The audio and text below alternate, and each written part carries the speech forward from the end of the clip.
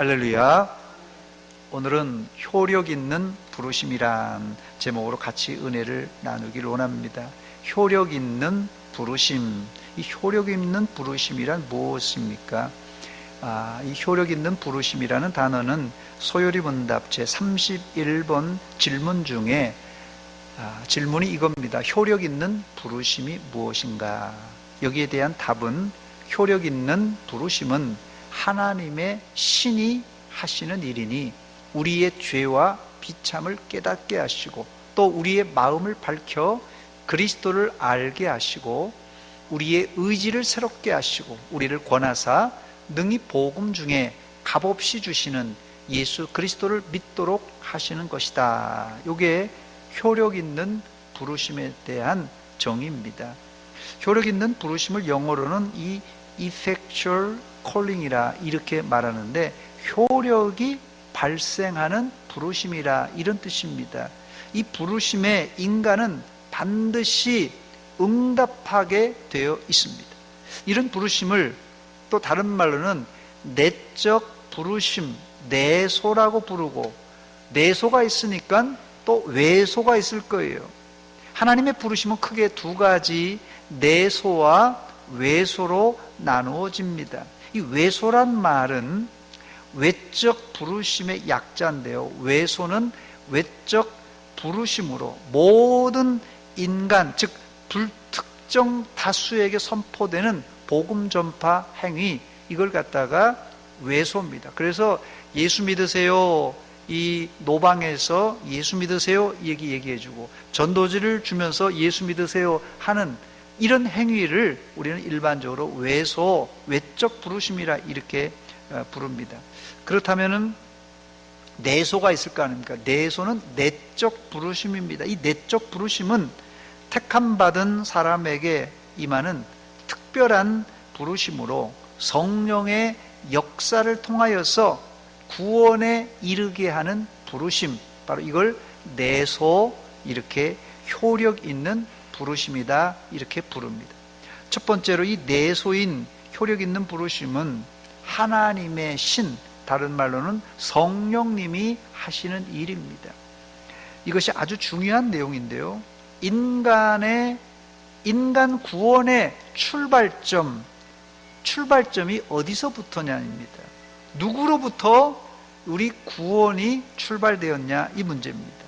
이 불교나 타종교는 내가 신을 찾아가서 신에게 정성을 들임으로 해탈이 되든지 구원을 받든지 하지만 기독교는 이 타락한 인간, 전적 부패한 인간이 아무리 공부를 많이 하고 아무리 수양을 쌓아도 하나님께 갈 수가 없습니다. 하나님께 갈 수 있는 방법, 이 완전 타락된 전적 부패한 인간이 하나님께 갈 수 있는 유일한 방법이 있는데 오직 하나님의 신, 성령님이 우리를 부르실 때 우리가 가능한 것입니다. 그래서 아무도 하나님께 교회는 나올 수도 있죠. 교회는 나올 수도 있어요. 십자가 목걸이 하고 다닐 수도 있어요. 그러나 이 하나님께 나아갈 수 있는 방법은 오직 하나님의 신이신 성령께서 우리를 내적인 부르심으로 우리 마음을 감동하여 우리를 부르실 때 비로소 우리가 하나님께 나아갈 수 있습니다. 물론 기독교 종파 안에서도 이 알미니우스를 지지하는 이 알미니안들은 인간이 타락하고 부패했지만 그래도 그 안에는 아주 작은 가능성이 남아 있어서 하나님을 붙잡을 수 있는 힘이 있다 이렇게 말합니다. 이것을 이들은 믿음이라고 표현하는데 인간은 자기 안에 있는 작은 불씨의 믿음으로 구원받을 수 있다라는 주장입니다. 이 내용이 언뜻 보면 우리가 믿고 있는 것과 비슷하게 보이지만 이 알미니안의 주장은 우리 개혁주의의 교리와는 천양지 차이입니다. 즉 우리 개혁주의는 우리 안에는 어떤 선한 것도 있지 않은 전적 부패, 전적 무능 상태이기 때문에 심지어는요 믿음조차도 하나님이 불어 넣어 주셔야 우리가 믿음을 가질 수 있다, 이렇게 믿습니다. 이것이 개혁주의 칼빈주의자들이 주장하는 구원의 방식입니다. 그 근거로 본문 8절에 너희는 그 은혜에 의하여, 너희는 그 은혜에 의하여 믿음으로 말미암아 구원을 받았으니 이것은 너희에게서 난 것이 아니요 하나님의 선물이라고 했어요. 여기 보면 우리가 스스로 믿음을 갖는 것이 아니라 우리 안에 믿음조차도 하나님의 은혜에 의하여서 갖게 되는 선물이라고 말합니다. 그래서 구원은 전적인 하나님의 선물입니다. 인간의 구원은 전적인 하나님의 부르심으로 시작되고 그 다음에 하나님의 신 성령의 감동하심으로 비로소 우리 마음에 믿음을 갖게 되고 그리고 구원에 이르게 되는 것입니다. 그래서 개혁주의에서는 우리는 이 구원에 있어서는 전적으로 수동적이다, 이렇게 말합니다. 구원에 있어서는 우리는 전적인 수동적일 수밖에 없다는 것이. 두 번째, 그런데 문제는 인간은 누구나 마음이 강팍하여서 심지어는 하나님이 부르신다고 순순히 하나님께 나와서 자기 죄를 고백할 사람이 아무도 없다는 것이에요. 여기 요즘 세상에 잘난 사람들이 너무 많습니다. 다 자기가 잘났다고 하는 세상이에요. 그러나 이런 사람도 하나님의 신 성령님이 그 마음에 임하고 역사하시기 시작하면 그때부터는 달라집니다. 그래서 사람이요, 성령을 받기 전과 성령을 받은 후는 이게 하늘과 땅 차이입니다. 성령의 충만을 받은 사람과 이 성령님이 뭔지, 예수는 믿는데 교회는 왔다 갔다 하는데 성령이 뭔지 모르는 이 에베소 처음 믿었던 몇몇 사람들은 우리는 성령이 있음도 듣지도 못했습니다, 이런 사람이 있다는 거예요. 교회 안에서도 이럴 수 있다는 것이. 그래서 성령 받기 전과 성령 받은 후는 완전히 다릅니다. 일단 성령께서 우리 마음에 감동하시면 제일 먼저 달라지는 것이 내 속에 죄가 보이기 시작합니다. 다시 말씀드립니다. 성령은 거룩한 신이에요. 거룩한 신과 내 안에 있는 죄가 같이 공존할 수 있겠어요? 그러니까 성령이 내 안에 임했다는 것은 내 안에 제일 먼저 발견되는 것이 죄가 발견돼요. 성령님과 죄는 내 안에서 공존할 수 없기 때문에 그렇습니다. 그래서 사도행전 2장 37절에 보니까 그들이 이 말을 듣고 마음에 찔려 베드로와 다른 사도들에게 물어 이르되 형제들아 우리가 어찌할꼬 하거늘.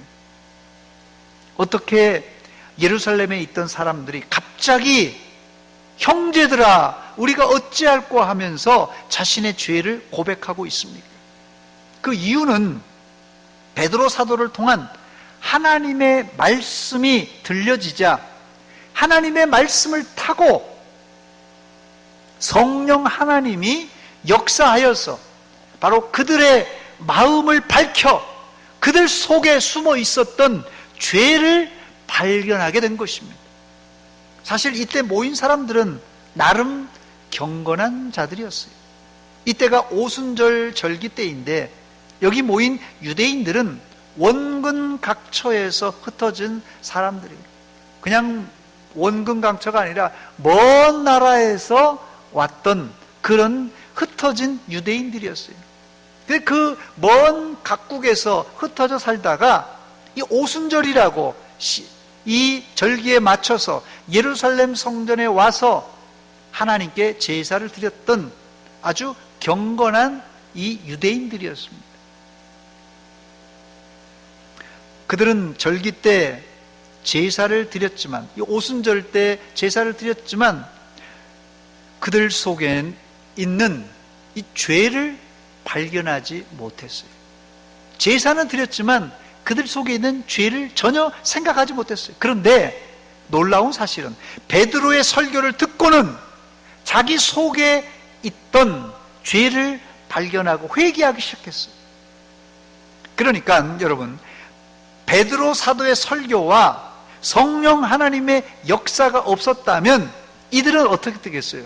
베드로의 설교를 안 듣고 성령께서도 그들 마음을 역사하지 않았다면 이들은 오순절날 하나님의 성전에서 제사 드리고 아주 편안한 마음으로, 야, 나는 제사 드렸다, 하나님께 제사 드렸다, 각자 집으로 돌아갔을 것이에요. 어쩜 이런 모습이 현재 우리 모습과 닮지 않았나 우리가 점검해 봐야 될 것입니다. 난 주일 예배 드렸어. 또 여기 나오신 분들은 나는 수요일 예배까지도 드리는 사람이야. 이런 태도의 사람에게는 자신 속에 감추어진 죄가 안 보이는 법입니다. 근데 놀라운 사실은 하나님은 죄를 발견하고 회개하는 사람들의 눈을 활짝 열어서 이제는 구체적으로 하나님의 백성들이 어떻게 살아가야 될 것조차도 가르쳐 주십니다. 사도행전 2장 38절입니다. 베드로가 이르되 너희가 회개하여 각각 예수 그리스도의 이름으로 세례를 받고 죄사함을 받으라. 그리하면 성령의 선물을 받으리라 그랬습니다. 이들은 회개에서 멈추지 않고 예수 그리스도의 이름으로 세례를 받고 죄사함을 받고 더 나아가 성령의 선물을 받아 성령 충만한 사람이 되었는데, 바로 이런 부름이 어떤 부름이라고? 효력 있는, 효과 있는 부르심입니다. 그런데 베드로 사도는 이런 효력 있는 부르심이 누구에게 열려 있다고 지금 설교하고 있습니까? 39절 보니까 너희와 너희 자녀와 모든 먼데 사람 곧 주 우리 하나님이 얼마든지 부르시는 자들에게 하신 것이라 그랬습니다. 인종을 불문하고 하나님이 부르는 모든 사람은 이 구원받을 수 있다라는 뜻입니다. 잘 들으셔요. 이건 모든 사람이 아니라 하나님이 부르시는 사람은 어디 있든지 어떤 인종이든지 하나님이 부르시는 사람은 누구나 구원받는다, 그런 뜻이에요. 세 번째, 그런데 이런 효력 있는 부르심이 진짜 효과를 보려면 회개하고 돌아온 이후가 더 중요합니다. 성도는 하나님의 부름의 목적을 알아야 하나님의 효력 있는 부르심을 제대로 수행할 수가 있습니다. 바울 사도는 성도가 회개하고 예수 믿게 되면 어두워 있던 영안이 밝아지면서 세 가지를 알게 되는데, 에베소서 1장 18절과 19절 두 절에 보니까 세 가지가 거의 기록되어 있어요. 너희 마음의 눈을 밝히사. 이게 하나님의 효과 있는, 효력 있는 부르심을 받은 자들이 첫째, 이 마음의 눈이 확 밝아지기 시작합니다. 그리고는 그의 부르심의 소망이 무엇이며, 성도 안에서 그 기업의 영광의 풍성함이 무엇이며, 19절입니다. 그의 힘의 위력으로 역사하심을 따라 믿는 우리에게 베푸신 능력의 지극히 크심이 어떠한 것을 너희로 알게 하시기를 구하노라 했습니다. 여기 바울 사도는 하나님의 부르심에 응답하는 성도라면 세 가지를 알아야 한다고 말하는데, 첫째는 우리 마음의 눈이 밝아져서 하나님의 부르심의 소망이 무엇인지 알아야 한다고 그랬어요. 두 번째는 성도 안에서 그 기업의 영광의 풍성함이 무엇인지 알아야 된다고 했어요. 세 번째는 우리에게 베푸신 하나님의 능력의 풍성함이 어떤 것인지 알아야 한다고 말합니다. 여러분, 신앙생활은 아이고 복잡하니까 덮어놓고 믿어, 이런 얘기를 잘 하잖아요. 신앙생활은 덮어놓고 믿는 것이 아닙니다. 제대로 알고 믿어야 시험이 와도 흔들리지 않는 법입니다. 하나님의 부름에 제대로 응답하려면 먼저는 우리의 영안이 열려져야 됩니다. 오늘 이 예배 드릴 때, 말씀을 들을 때 여러분의 마음의 눈이, 영안이 열려지시기를 주의 이름으로 축원합니다. 예수 믿으면서, 이게 장님으로 예수 믿는 사람이 있어요. 제가 장님을 비하하는 건 아닙니다만은 영적인 장님이 있다는 것이에요. 하나님의 말씀이 말씀인지 모르고, 응답이 응답인지 모르고, 콩인지 된장인지 모르고 신앙생활하는 것, 얼마나 이게 불행한 것입니까? 그러기 위해서는 이 영안이 열려져야 되는데, 이건 내가 열려서 여는 게 아니에요. 이거는 성령 하나님의 신 성령께서 우리의 마음을 환하게, 이걸 성령의 조명하심이라고 합니다. 하나님께서 내 마음을 밝혀주시는 것이에요. 이 영안이 열릴 때 비로소 우리는 왜 하나님이 나를 불러주셨는가, 그 이유를 알게 됩니다.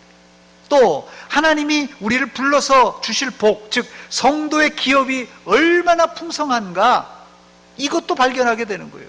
그냥 덮어놓고 믿으면 그냥 이게 예수 믿고 뭘 어떻게 되는지도 모르고 그냥 뭐 덮어놓고 믿는 거예요. 그게 아니라 이게 영안이 열려진 사람은요, 학문에 상관없이 뭐 대학을 나오고 박사학위 나오고 그게 소용이 없이요, 오히려 석사 박사 받은 사람도요, 영안이 안 열린 사람은요 성경을 읽어도 깨닫지를 못합니다. 그런데 어쩌면은 가방끈이 짧은 사람일지라도 성령께서 역사하시면 영안이 열려져서 말씀을 들을 때 깨달음이 있게 하고 거기 안에 은혜가 있고 감동이 되는 것이에요. 그래서 여기 보니까 하나님의 그 기업이 얼마나 풍성한지 그거 영안이 열리면 발견하게 된다는 것이에요. 그리고 하나님의 능력이 얼마나 어마어마한지를 알게 된다는 것이에요. 이것을 알아야 비로소 성숙한 이 그리스도인으로 살 수 있다는 것이에요. 이것을 발견하지 못하면 교회에 발은 디뎠는지 몰라도 늘 어린 아이와 같은 신앙생활을 할 수밖에 없습니다. 그러므로 성도는 영안이 열려야 성장할 수 있고 성숙할 수 있는 법입니다. 네 번째, 하나님의 효력 있는 부르심은 우리의 의지를 새롭게 하십니다. 이게 굉장히 중요합니다, 여러분. 하나님의 효력 있는 부르심은 우리의 의지를 새롭게 만들어줘요.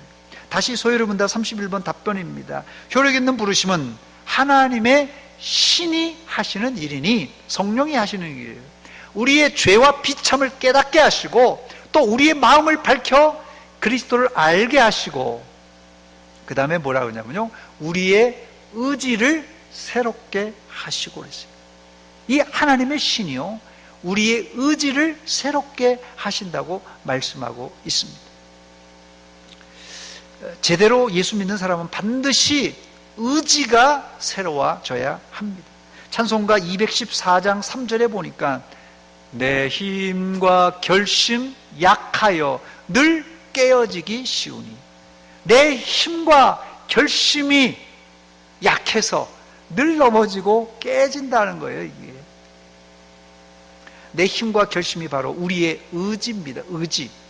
그런데 하나님은 우리를 하나님의 백성이 되게 하기 위하여서 우리가 가지고 있는 옛날 의지로는 안 되니까 우리의 의지를 새롭게 하십니다. 거짓말을 잘하는 사람이나 부도수표를 남발하는 사람을 여러분 보셨어요? 거짓말 잘하는 사람, 부도수표를 남발하는 사람, 여러분 가까이서 있는 사람 중에 그런 사람이 있는지 모르겠어요. 이 거짓말을 잘하는 사람과 부도수표를 남발하는 사람, 이런 사람이요, 머리에 뿔이 달렸든지 얼굴이 요상하게 생긴 사람이 아니라 이런 사람일수록 어쩌면 인상도 좋고 마음씨도 좋아 보이는 사람 많아요. 거짓말을 잘하는데 사기꾼들 보세요. 나 사기꾼 같아. 오히려 아주 인텔이고 신사 같은 사람이 사기 잘 칩니다. 오히려 인상이 좋은 사람이 많아요. 그런데 왜 이런 사람들이 거짓말을 밥 먹듯이 하고 부도수표를 남발하는 것입니까? 그 이유가 있어요. 그 이유는 이 사람들도 마음 먹기는 그렇게 하려고 하지 않지만은 자신의 의지가 따라주지 않기 때문에 그런 것이에요. 이런 사람의 특징은 계획을 잘 세웁니다. 교회 안에도 그런 사람이 있어요. 계획을 아주 잘 세워요. 내가 이제부터 은혜 받고 새벽기도 나오겠다. 내가 이제 이번에는 성경 1독, 2독 내가 하루에 3장, 5장, 주일날 5장 매삼주오 내가 하겠다. 또 운동도 내가 열심히 해서 이번엔 좀 뱃살도 좀 빼보겠다. 결심을 잘합니다. 그래서 작심삼일이에요. 계획은 잘 세우는데 늘 작심삼일이에요. 이런 사람이 바로 의지가 약한 사람입니다. 이런 식으로 예수 믿으면 백날 이런 사람은 신용이 없어요. 교회 안에서도 신용 없는 사람이 있어요. 의지가 약한 사람이에요. 그래서 하나님은 우리를 부르실 때 우리의 망가진 의지를 새롭게 하십니다. 그래야 우리가 하나님의 부름에 합당한 생활을 할 수 있기 때문에 그래요. 이런 말이 있습니다. 이런 말 들어보셨어요? 물건은 고쳐 써도 누구는요? 사람은 고쳐 써먹을 수 없다. 물건은 고쳐 써먹을 수 있는데 왜 사람은 고쳐 써먹을 수 없습니까? 이게 세상 사람들이 하는 말이에요. 세상 사람들이 하는 말이 물건은 고쳐 써먹어도 사람은 고쳐 써먹을 수 없다. 이렇게 아주 딱 단정을 져버립니다. 왜 이런 말이 생겼습니까? 예수 믿는데도 사람이 안 바뀌어요. 이 말대로 하자면 사람이 안 바뀌어요. 왜 그런 것입니까? 성령님께서 우리를 부르실 때 부르신 사람은 반드시 성령께서 날마다 우리의 마음을 새롭게 하시고 우리의 마음을 간섭하시고 우리를 갖다 계속해서 감동을 주셔요. 날마다 이렇게. 그런데 우리가 뭐예요? 고집 부리는 거예요.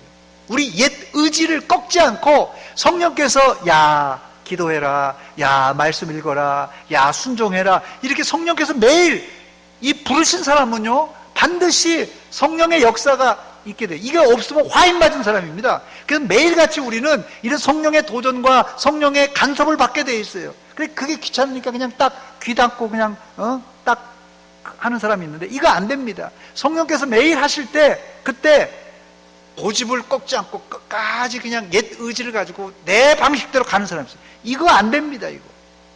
이러다가 나중에 뿌려져요. 내 의지를 꺾으라는 소리입니다. 이게 순종하는 소리예요. 그렇다면 하나님은 어떤 방법으로 우리의 완악한 의지, 이 약해 빠진 의지를 새롭게 하십니까? 앞서 하나님이 우리를 부르실 때 우리의 영안을 열어주신다고 그랬는데요, 이 영안이 열리면 첫째, 아까 제가 우리 안에 죄가 보인다고 그랬는데 사실은 그 앞서 하나님을 제대로 볼 수 있어요. 영안이 열린 사람은 하나님의 어미하심, 그래서 이 성경에 기록된 하나님을 제대로 만난 선지자들, 하나님을 제대로 만난 사람들은 다 그 앞에 납작 엎드려 죽은 사람 같이 되었어요. 하나님의 능력은 그냥 멋있다, 이게 아닙니다. 완전히 죽어요. 실제로 하나님 보면 죽습니다, 사람은. 그만큼 하나님의 영광과 어미가 대단하시기 때문에 그래요. 제대로 그래서 우리의 영안이 열려서 하나님을 제대로 본 사람이라면 하나님 앞에 죽은 자가 될 수밖에 없습니다. 이런 하나님 만나는 체험, 영안이 열려서 이런 하나님을 만난 체험이 있는 사람, 그런 사람에게는 내 자신을, 내 비참을, 내 죄와 내 비참을 볼 수 있습니다. 나의 비참함과 하나님의 어미하심을 제대로 발견한 사람이라면 정신 바짝 차릴 수밖에 없습니다. 영안이 열려서 하나님께 내 안에 있는 죄를 발견해도 벌벌벌벌 떨 수밖에 없어요. 이제까지 우리가 거짓말을 하고 부도수표를 남발한 이유는 하나님이 누구인가를 제대로 알지 못하고 또 자신의 죄를 제대로 인식하지 못해서 그런 것입니다. 그러나 하나님의 부름을 받고 성령에 감동된 사람이라면 그런 죄악의 고리를 끊고 새 삶을 살게 되어 있습니다. 그때 비로소 우리는 하나님의 기쁘신 뜻을 발견하게 되고 내 의지, 내 옛날 고집, 내 옛날 의지를 꺾어버리고 하나님의 뜻에 굴복하게 되는 것입니다. 교회는 다니고 예수는 믿는 것 같은데 왜 죄 짓는 것을 멈추지 않고 죄의 고리를 끊어버리지 못하는 것입니까? 내 의지가 아직도 과거처럼 작동해서 그런 거예요. 계속 과거처럼 작동하기 때문에 그렇습니다. 이런 사람들은 신앙생활은 말로만, 껍데기로만, 교회 출석으로만 하는 사람이에요. 신앙생활은 말로, 껍데기로, 교회 출석으로만 하는 것이 아니라 내 안에 있는 의지와 이 악한 고집을 주님 뜻 아래 꺾고 주의 뜻에 온전히 순종할 때 비로소 우리는 우리의 의지가 주님 안에서 새로워지는 것이에요. 우리의 의지가 주님 안에서 새로워져야 돼요. 그러므로 누구나 온전한 그리스도인이 되려면 내 옛 의지, 내 고집을 안 꺾고는 불가능합니다. 이것이 예수님이 하신 말씀. 아무든지 나를 따라오려거든 자기를 부인하고 날마다 제 몫의 십자가를 지고 나를 따르라고 주님께서 말씀하신 말씀의 핵심입니다. 핵심. 다섯 번째, 그런데 이런 의지가 새롭게 되는 것은 즉각적으로 이루어지지 않습니다. 내가 한번 결심했다고 즉각적으로 되지 않는다는 것이. 그래서 하나님은 우리를 정중하게 권하고 또 권하십니다. 제가 다시 문제 31번을 읽습니다. 효력 있는 부르심이 무엇인가? 효력 있는 부르심은 하나님의 신이 하시는 일이니 우리의 죄와 비참을 깨닫게 하시고 형제여 우리가 어찌할까 하는 깨닫게 했죠. 또 우리의 마음을 밝혀 그리스도를 알게 하시고 그 다음에요 우리의 의지를 새롭게 하시고 그 다음에 우리를 권하사 그랬어요. 부르시는데요 한 번 불러서 예수 믿는 사람이 어디 있겠어요. 한 번 불러서 안 되니까 우리를 권하고 또 권하는 것이에요. 그래서 우리를 권하는 이유는 효력 있는 부르심의 마지막 단계인데요 예수님을 믿도록 하기 위해서, 예수님을 제대로 믿기 위해서 하나님은 우리를 권하고 또 권하고 또 권하는 것입니다. 보통 우리나라 사람들은 한 번 권하면 사양하는 것이 예의라고, 요즘은 좀 바뀌었습니다만 젊은 세대들은 저희 때만 해도, 우리 어르신들 때만 해도 누가 뭐 식사하시라고 뭘 좀 드시라고 그래도 한 번 이 사양해 주는 것이 이제 하나의 예절로 알았습니다.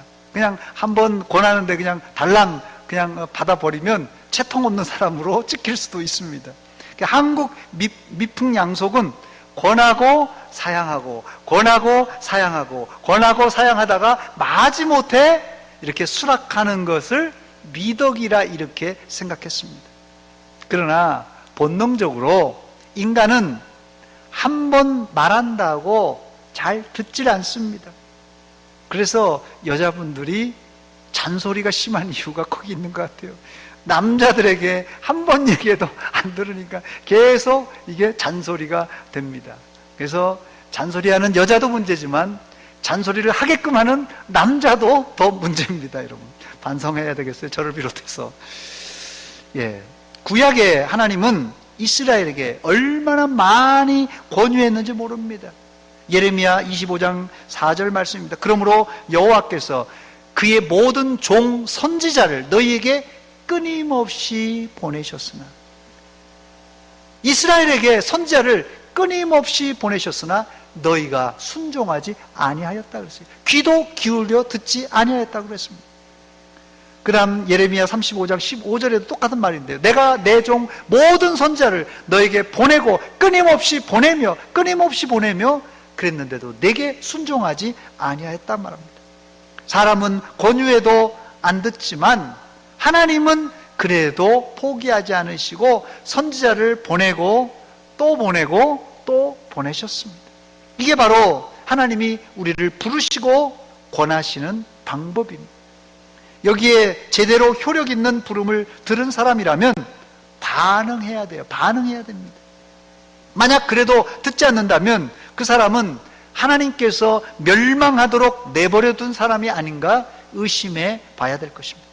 그래서 이 존 머리 이 교수님은 이 부르심, 이게 효력 있는 부르심인데요. 이 효력 있는 부르심의 주권성과 그 효력성은 결코 인간의 책임을 둔화시키지 않는다. 제가 이 효력 있는 부르심은 전적인 하나님의 은혜요, 또 전적인 인간은 수동적이라 그렇게 말했는데, 그럼에도 불구하고 이 존 머리 교수님은 이 부르심의 주권성과 그 효력성은 결코 인간의 책임을 둔화시키지 않는다. 오히려 교수님 뭐라 그랬냐면요, 그러한 책임의 기반일 뿐 아니라 책임성 자체를 확고히 하기까지 한다. 은혜의 위용은 의무 수행을 더욱 공고하게 한다, 이렇게 말했어요. 그러면서 효력 있는 부르심에 대한 인간의 책임을 강조하고 있습니다. 즉 구원이 하나님의 선물, 공짜로 받는 하나님의 선물이지만 하나님이 주시는 선물에 반응하고 인간은 적극적으로 내 의지를 꺾고 하나님의 뜻에 순종하며 믿음에 서야 하나님의 효력 있는 부름에 제대로 응답한 사람이 된다는 뜻입니다. 끝으로 6번째, 효력 있는 부르심을 받은 자들이 이 땅에서 누릴 축복을 살펴보고 말씀을 맺겠습니다. 소요리 문답 32번 질문입니다. 효력 있는 부르심을 받은 자들은 금생에서 무슨 유익을 얻는가? 답변을 우리 한번 같이 읽어보겠습니다. 시작.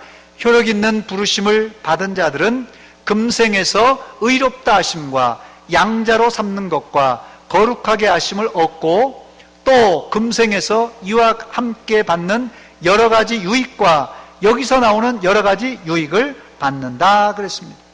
그래서 효력 있는 부르심을 받은 자들은 지금 이 땅에서 나중에 구원받고 나중에 천국에 가서 복 받는 건 말할 것도 없지만 여기 금생에 의롭다 하심, 양자 되심, 거룩하게 됨을 얻고 또한 여러 가지 유익한 복을 받게 된다 이렇게 말합니다.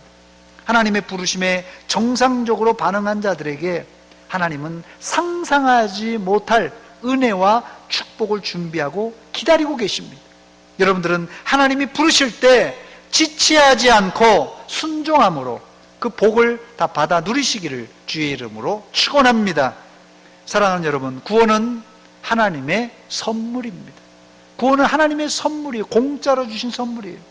하나님은 이 선물을 주시기 위해서 우리를 부르시고 또 불러주십니다. 그럼에도 불구하고 우리는 하나님의 부르심에 생색만 냈지 내 의지, 내 고집을 꺾고 주님의 뜻에 합당한 믿음의 자리로 못 나올 때가 많습니다. 하나님이 부르실 때 우리가 제대로 순종해서 딱 들이맞아야 되는데 하나님 부르시는데도 우리가 그냥 내 고집 부리고 내 마음대로 이 살 적이 많다는 것이에요.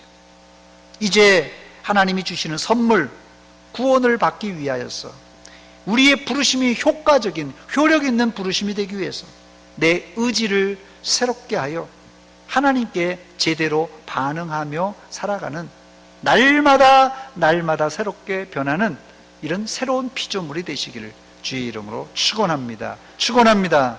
같이 기도하겠습니다.